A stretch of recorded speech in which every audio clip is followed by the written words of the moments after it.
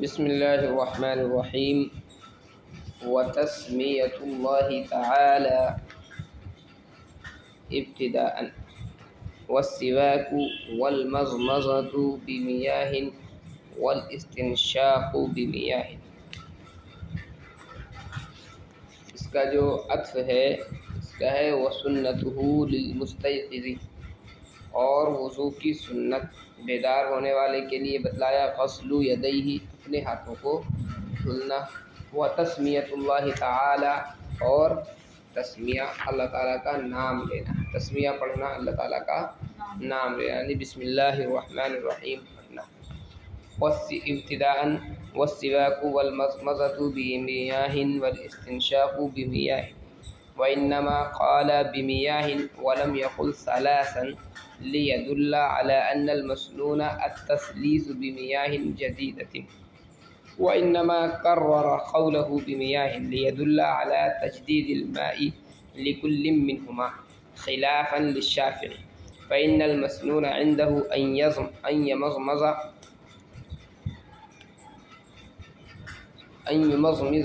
ويستنشق بغرفة واحدة ثم هكذا ثم هكذا۔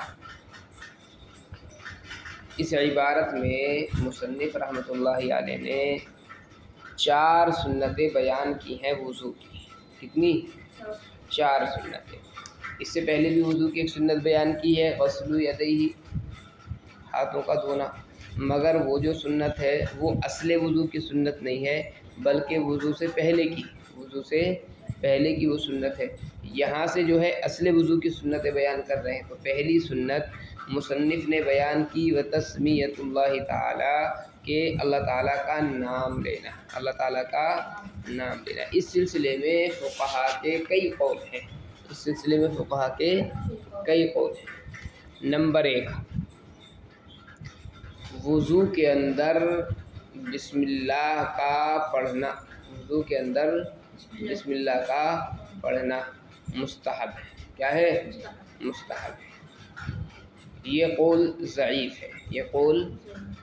ہے، اگرچہ آپ ہدایہ کے اندر پڑھیں گے کہ ہدایہ والوں نے اس کو صحیح قرار دیا ہے، صاحب ہدایہ نے اس قول کو زیادہ صحیح قرار دیا ہے کہ بسم اللہ کا پڑھنا وضو میں کیا ہے؟ مستحب ہے، لیکن یہ قول ضعیف ہے، زیادہ صحیح نہیں ہے۔ دوسرا قول یہ ہے کہ بسم اللہ کا پڑھنا وضو میں سنت مؤکدہ ہے، بسم اللہ کا پڑھنا وضو میں سنت مؤکدہ ہے۔ یہی قول اکثر فقہا کا ہے، اکثر فقہاء کرام جو ہیں وہ یہی کہتے ہیں کہ بسم اللہ کا پڑھنا سنت مؤکدہ ہے، تیسرا قول یہ ہے کہ بسم اللہ کا پڑھنا واجب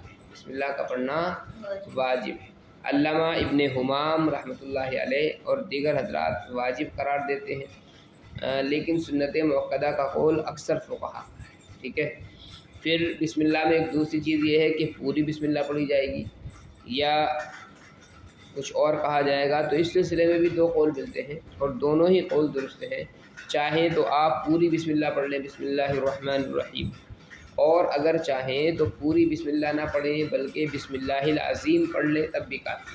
تو چاہیں تو بسم اللہ العظیم پڑھیں یا بسم اللہ رب العالمین پڑھیں، دونوں صورتیں، بسم اللہ الرحمن الرحیم پڑھیں، دونوں صورتیں درست ہیں۔ ٹھیک ہے۔ وتسمیۃ اللہ تعالی، اللہ تعالیٰ کا نام لینا، یعنی بسم اللہ پڑھنا، ابتداء، وضو کی ابتدا میں، والسواک،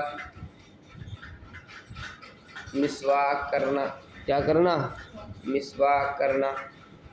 سواک اصل تو لکڑی کو کہتے ہیں، اس لکڑی کو جس سے مسواک بنائی جاتی ہے، رگڑنا سواک کیسے بناتے ہیں؟ رگڑنا۔ بہرحال مسواک کرنا یہ بھی سنت ہے۔ مسواک کتنی لمبی ہونی چاہیے، کتنی موٹی ہونی چاہیے؟ تو اس سلسلے میں صحیح قول یہ ہے کہ لمبائی اس کی 1 بالشت ہو، 1 بالشت سے زیادہ لمبائی نہ ہو، 1 بالشت سے زیادہ لمبائی نہیں ہونی چاہیے مسواک کی۔ اور موٹائی کے سلسلے میں مسئلہ یہ ہے کہ آدمی کے ہاتھ کی جو چھوٹی انگلی ہوتی ہے اس کے برابر ہو یا اس سے ہلکی سی موٹی ہو، اتنی ہو بس، یہ صحیح بات ہے مسواک کے سلسلے میں۔ پھر دوسری بات مسواک کے سلسلے میں یہ ہے کہ مسواک کی کیسے کی جائے گی، کیا لمبائی میں کی جائے گی یا چوڑائی میں تولن کی جائے گی یا عرضاً۔ ایک تو یہ کہ ایسے لمبائی میں کی جائے اور ایک یہ کہ ایسے کیا کی جائے، چوڑائی میں کی جائے۔ تو دونوں قول ہیں، کچھ لوگوں نے لمبائی کا ذکر کیا، کچھ لوگوں نے چوڑائی کا ذکر کیا ہے، کچھ لوگوں نے لمبائی کو ذکر کیا، کچھ لوگوں نے چوڑائی میں ذکر کیا کہ منہ کی چوڑائی میں مسواک کو کرنا چاہیے، لیکن چوڑائی میں کرنے سے چونکہ مسوڑوں کو نقصان پہنچنے کا خطرہ ہوتا ہے، اس لیے کچھ علماء نے فرمایا کہ لمبائی میں ہی مسواک کو کرنا چاہیے۔ ٹھیک ہے، دو سنتیں ہو گئی، کتنی ہو گئی؟ والمضمضۃ بمیاہ، اور مضمضہ کرنا یعنی کلی کرنا، کیا مانے؟ کلی کرنا، بمیاہ چند پانیوں سے، والاستنشاق بمیاہ، اور ناک میں پانی پہنچانا، بمیاہ چند پانیوں سے، اس سے چند پانی، استنشاق کہتے ہیں ناک میں پانی پہنچانے کو، اور مضمضہ کہتے ہیں کلی کرنے کو۔ تو کلی کرنا یہ بھی سنت، ناک میں پانی پہنچانا یہ بھی سنت ہے، اور کتنا ہے تم نے پڑھا ہوگا کتابوں کے اندر کہ 3 مرتبہ کلی کرنا سنت ہے، 3 مرتبہ ناک میں پانی پہنچانا سنت ہے۔ عام فقہا نے یہی لفظ استعمال کیا ہے، والمضمضۃ ثلاثا والاستنشاق ثلاثا، 3 مرتبہ کلی کرنا، 3 مرتبہ ناک میں پانی پہنچانا۔ لیکن یہ دیکھو مصنف نے یہاں پر بمیاہن کا لفظ استعمال کیا، ثلاثن کا لفظ استعمال نہیں کیا، والمضمضۃ بمیاہن والاستنشاق بمیاہن، کے چند پانیوں سے مضمضہ کرنا، چند پانیوں سے استنشاق کرنا۔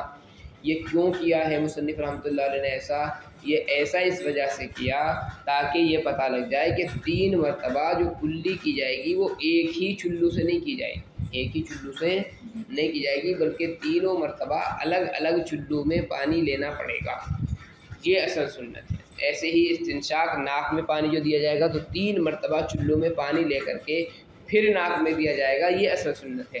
ایک ہی مرتبہ چلو میں پانی لے لیا اور اس سے 3 مرتبہ کر لیا تو اصل سنت ادا نہیں ہوگی، اصل سنت ادا نہیں ہوگی۔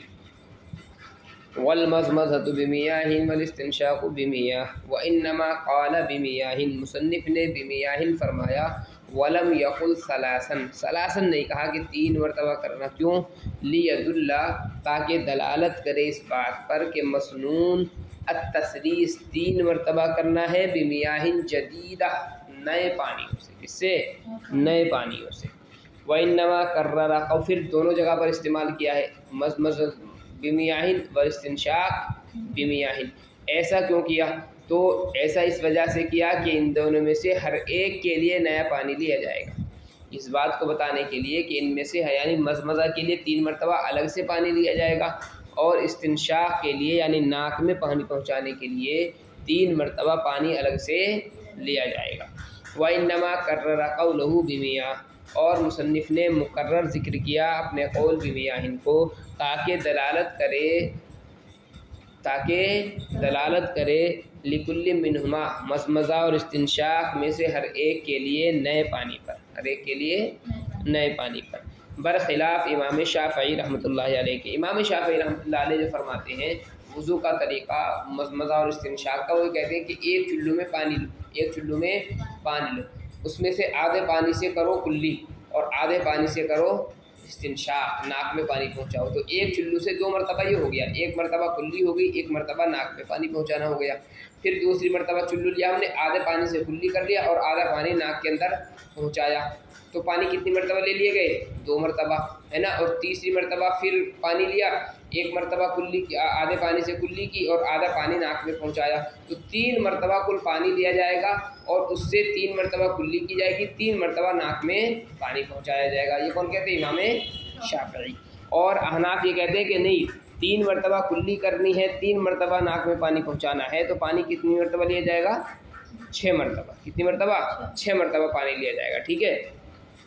تو اسی کی طرف اشارہ کرنے کے لیے انہوں نے ذکر کیا ہے دونوں جگہ پر، والمضمضۃ بمیاہ والاستنشاق بمیاہ، بخلاف امام شافعی کے فإن المسنون عندہ، اس لیے کہ مسنون ان کے نزدیک یہ ہے کہ مضمضہ کرے اور استنشاق کرے ایک ہی چلو سے، ثم ہکذا، پھر اسی طرح، یعنی دوسرے چلو سے مضمضہ استنشاق کرے اور تیسرے چلو سے بھی مضمضہ اور استنشاق کرے۔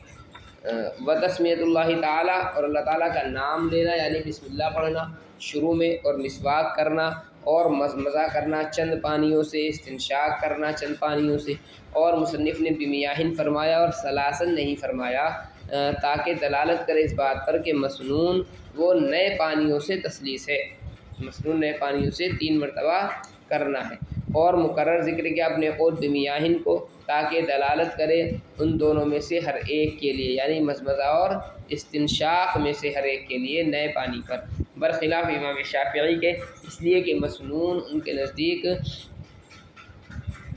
یہ ہے کہ مضمضہ کرے اور استنشاق کرے ایک ہی چلو سے، ثم ہکذا پھر ایسے ہی کرے، ثم ہکذا پھر ایسے ہی کرے۔ تو کل ملا کر کے 5 سنتیں ابھی تک تمہاری وضو کی ہو گئی ہے۔ نمبر 1 ہاتھوں کا گٹوں تک دھونا، نمبر 2 بسم اللہ پڑھنا، نمبر 3 مسواک کرنا، نمبر 4 کلی کرنا، نمبر 5